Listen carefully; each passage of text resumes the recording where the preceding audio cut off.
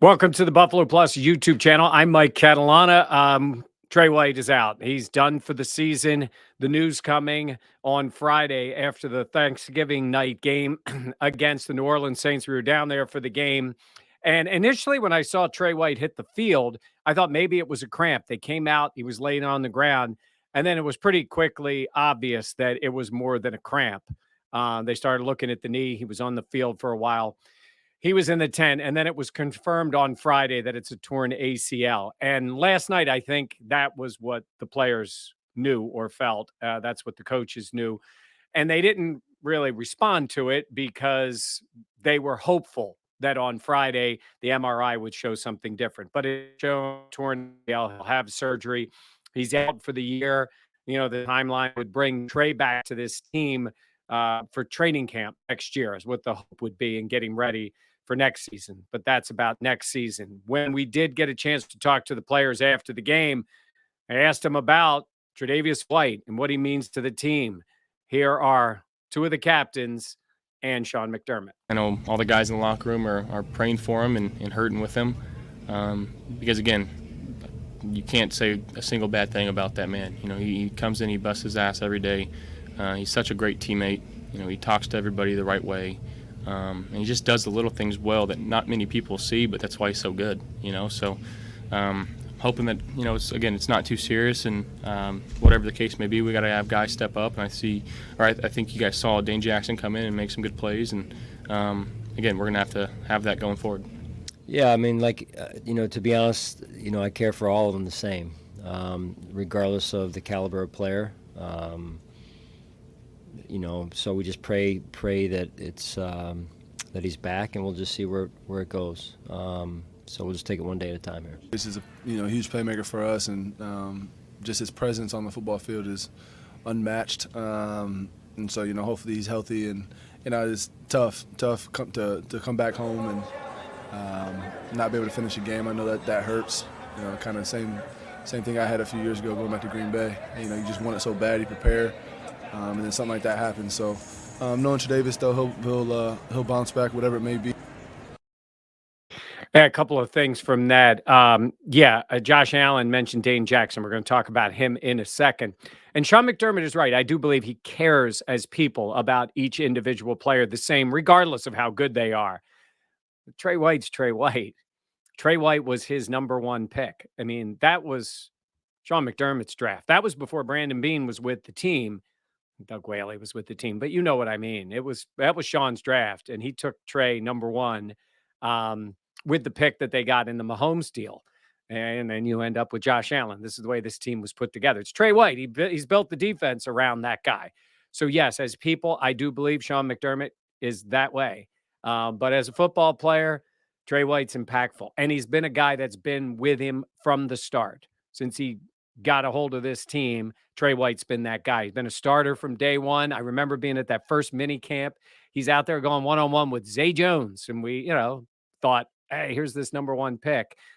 And he's been there. I was there the day he got drafted. We were in Philly. It was so cool because we waited. Remember, there was a trade back, and we're thinking, who are they going to pick? And as reporters, we're all thinking, the guy they're picking is not in the building because, it's not all the number one picks. And it's Tre. We're like, okay. I mean, the Bills moved pretty far back, and we didn't know as much about him. He was awesome talking to everybody and so excited for his family. You learned about his upbringing. You learned about him being at LSU, and he couldn't wait to get to Buffalo. He's been that guy. So for Tre White to go out is more than just for a player to go out for this team. The impact for the franchise. Look, it's, football-wise, I'll say this. I think it's Josh Allen, number one, in terms of most irreplaceable guys. I think Mitchell Trubisky could do okay, but we're talking about Josh Allen here. Stephon Diggs on the offense is pretty good, and your offense would be way different without him out there. And then, defensively, you're talking about Tre White, number one, and you've got Poyer and Hyde right there with him in terms of that veteran leadership and all of the things that go with it. But Poyer has Hyde. Hyde has Poyer. As great as I like Levi Wallace and all, we're talking about Tre White here. So the impact is real on the field. Think about Tre as that guy, but he'll be next year coming back to play. So you got to say, what are they doing on the field? All right, so let's start with what is there immediately. And you heard Josh Allen say Dane Jackson, and he did. And, a lot of talk at the beginning of the year, could he unseat Levi for that second spot? And now I'm a big Levi fan, and I think he's played well. And he's in that number 2 role where you're going to go at him more often because you got Tre White on the other side. So I'm not exactly sure what this does for Levi, depending on how teams want to attack. But Dane Jackson's been close to being that guy, and he's gotten playing time. So now he's going to get a lot of playing time. And then you look at the rest of the roster, and you've got, a Cam Lewis, and you've got Saron Neal. But we're talking about playing on the outside. I know there'll be some thought about Taron Johnson, and maybe you move Saron Neal more into the slot. And I think you can do that on occasion. I think Taron Johnson's an outstanding slot corner. And, in the pecking order of corners, a lot of places will say, it's our outside guys and then the slot guy. I think the Bills probably believe Taron Johnson's their number 2 corner playing on the inside.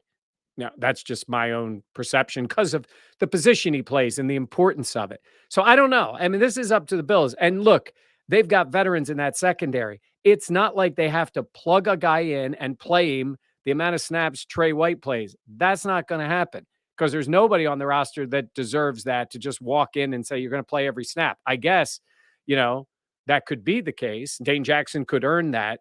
But you got a smart defensive staff and you've got veterans back there with the safeties. And I think they'll find a way to mix and match and try to mitigate it as best they can. Here are some other parts about it. Who's got to step up? I think the safeties already know that.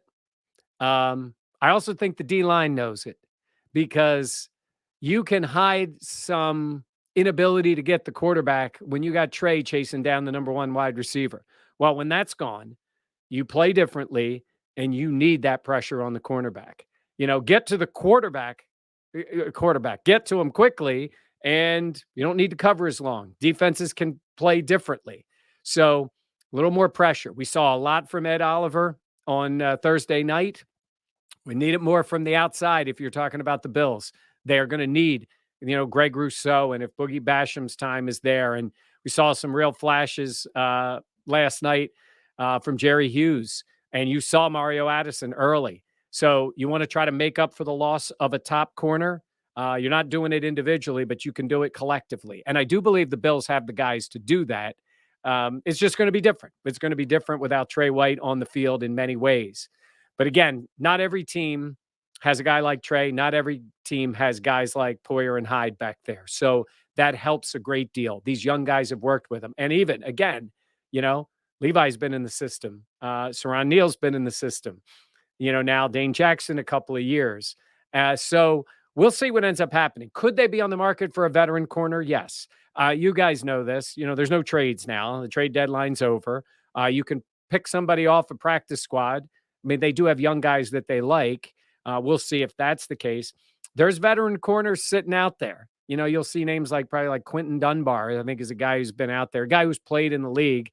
I don't think he's played at all this year. I'm just throwing his name out because I know he's a guy who's played and that they may have had, contact with. Teams are always in contact with veterans who are out there just in case, case of emergency, break glass, and you look for that veteran. So we'll see if that's the case. That's what Brandon Beane's probably doing now. I'm going to say they're going to bring some people in to work them out anyhow, because as bad as this is, there's still 6 more regular season games in the playoffs. You could have other injuries, so they have to get themselves ready for it. So there's no sugarcoating it. It is a bad injury. I feel badly for Tre White, and it's going to hurt because you look at the rest of the schedule. Now, on the other side, we've talked a lot about the type of teams in the AFC.